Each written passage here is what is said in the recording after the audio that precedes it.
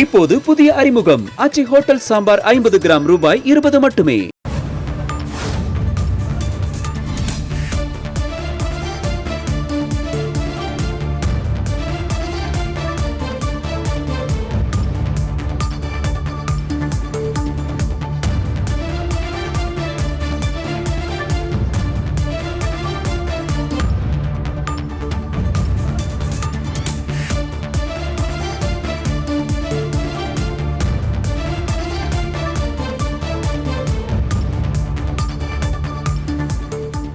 திருப்பரங்குன்றம் மலை பிரச்சினைக்காக சென்னையில் யாத்திரை நடத்துவது ஏன் என்று சென்னை உயர்நீதிமன்றம் கேள்வி எழுப்பியிருக்கிறது. இது தொடர்பான முக்கிய செய்தியை நாம் பார்த்தோம்.